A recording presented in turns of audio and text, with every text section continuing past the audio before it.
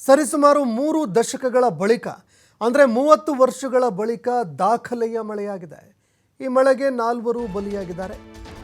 ಅನೇಕ ಮನೆಗಳು ನೀರಿನಲ್ಲಿ ಸಂಪೂರ್ಣವಾಗಿ ಜಲಾವೃತ ಆಗಿವೆ.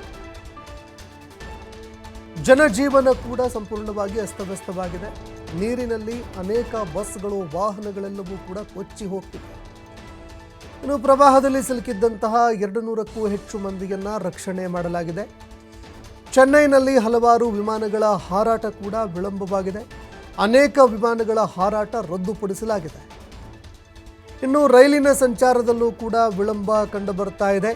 ಹೀಗಾಗಿ ರೈಲ್ವೆ ಸ್ಟೇಷನ್ಗಳಲ್ಲಿ ಜನ ಪರದಾಡುವಂತಹ ಪರಿಸ್ಥಿತಿ ಕಂಡುಬರ್ತಾ ಇದೆ. ಫೆಂಗಲ್ ಸೈಕ್ಲೋನ್ನ ರಣಾರ್ಭಟಕ್ಕೆ ತಮಿಳುನಾಡಿನ ಜನ ಒಂದು ಕ್ಷಣ ತತ್ತರಿಸಿ ಹೋಗಿದ್ದಾರೆ. ಸರಿಸುಮಾರು 30 ವರ್ಷಗಳಲ್ಲೇ ಅತಿ ಹೆಚ್ಚು ಮಳೆಯಾಗಿದೆ ಅನ್ನುವಂತಹ ಮಾಹಿತಿಗಳು ಲಭ್ಯವಾಗ್ತಾ ಇದೆ. 3 ದಶಕದಲ್ಲೇ ಅತಿ ಹೆಚ್ಚಾಗಿರುವಂತಹ ರಣಾರ್ಭಟ ಮಳೆಗೆ ಜನಜೀವನ ಸಂಪೂರ್ಣವಾಗಿ ಅಸ್ತವ್ಯಸ್ತವಾಗಿದೆ. ಟ್ರೈನ್ಗಳು ಕೂಡ ಸಂಚಾರ ಮಾಡದಂತಹ ಒಂದು ಪರಿಸ್ಥಿತಿ ನಿರ್ಮಾಣ ಆಗಿದೆ. ಅನೇಕ ಫ್ಲೈಟ್ಗಳು ರದ್ದಾಗ್ತಿವೆ, ಸಮಯ ಪೋಸ್ಟ್ಪೋನ್ ಆಗ್ತಿದೆ. ಈ ನಡುವೆ ಈ ಒಂದು ಪ್ರವಾಹದ ನಡುವೆ ಸಿಲುಕಿದ್ದಂತಹ ಸರಿಸುಮಾರು 200 ಜನರನ್ನು ರಕ್ಷಣೆ ಮಾಡಲಾಗಿದೆ. ಇನ್ನು ಈ ಒಂದು ದಾಖಲೆ ಮಳೆಯ ರಣಾರ್ಭಟಕ್ಕೆ 4 ಜನ ಬಲಿಯಾಗಿದ್ದಾರೆ. ಇನ್ನು ಅನೇಕ ಮನೆಗಳು ನೀರಿನಲ್ಲಿ ಮುಳುಗಡೆಯಾಗಿವೆ. ಜನಜೀವನ ಸಂಪೂರ್ಣವಾಗಿ ಅಸ್ತವ್ಯಸ್ತ ಆಗಿದೆ. ಇನ್ನು ನೀರು ಎಷ್ಟರ ಮಟ್ಟಿಗೆ ತುಂಬಿದೆ ಅಂದರೆ ರಸ್ತೆಗಳೆಲ್ಲಿದೆ, ತೆಗ್ಗೆಲ್ಲಿದೆ, ಗುಂಡಿಯಲ್ಲಿದೆ, ಯಾವುದು ಕೂಡ ಗೊತ್ತೇ ಆಗ್ತಿಲ್ಲ. ಅಂಥ ಒಂದು ಪರಿಸ್ಥಿತಿ ನಿರ್ಮಾಣ ಆಗಿದೆ. ದೃಶ್ಯಾವಳಿಯಲ್ಲಿ ನೀವು ನೋಡ್ತಾ ಇದ್ದೀರಿ. ಜನರಿಗೆ ಯಾವುದೇ ಅನಾಹುತಗಳು ಎಲ್ಲ ಬೇಕಾದರೂ ಯಾವುದೇ ಅನಾಹುತಗಳು ಕೂಡ ಸಂಭವಿಸ್ಬೋದು ಅಂತ ಪರಿಸ್ಥಿತಿ ನಿರ್ಮಾಣ ಆಗಿದೆ. ರಸ್ತೆಗಳಲ್ಲೆಲ್ಲವೂ ಕೂಡ ನೀರು ತುಂಬಿ ಸಂಪೂರ್ಣವಾಗಿ ಆಗಿದ್ದಾವೆ. ಬಡಾವಣೆಗಳಲ್ಲಿ ಸಿಲುಕಿರುವಂತಹ ಜನ ಏನಿದ್ದಾರೆ ಅವರನ್ನು ದೋಣಿಗಳಲ್ಲಿ ರೆಸ್ಕ್ಯೂ ಮಾಡುವಂತಹ ಕೆಲಸಕ್ಕೆ NDRF ಹಾಗೂ SDRF ತಂಡಗಳು ಮುಂದಾಗ್ತಿವೆ.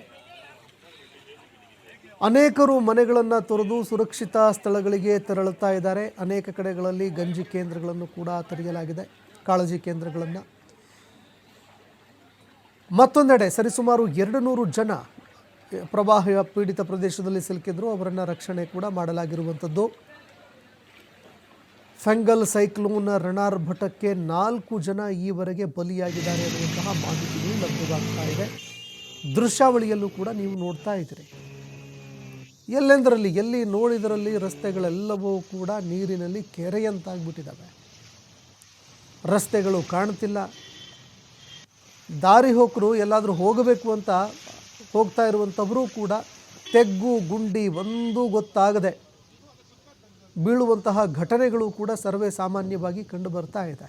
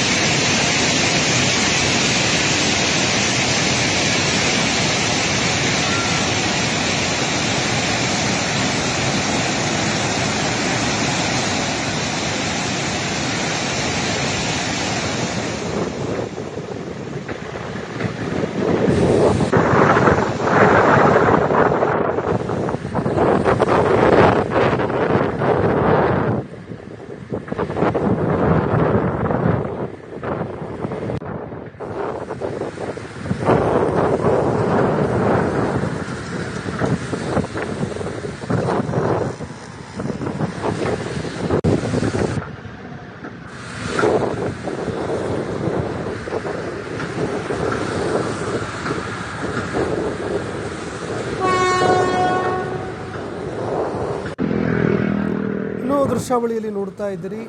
ಕೇವಲ ಕಾರುಗಳು ಮಾತ್ರ ಅಲ್ಲ, ಕಾರು, ಬೈಕು, ಮತ್ತೊಂದು ಮಗದೊಂದು ಕೊಚ್ಚಿ ಹೋಯ್ತಂತಲ್ಲ, ಅನೇಕ ಬಸ್ಗಳೇ ಈ ನೀರಿನಲ್ಲಿ ಕೊಚ್ಚಿ ಹೋಗಿದ್ದಾವೆ. ದೃಶ್ಯಾವಳಿಯನ್ನು ಕೂಡ ನೀವು ನೋಡ್ತಾ ಇದ್ದೀರಿ, ಗಮನಿಸ್ತಾ ಇದ್ದೀರಿ.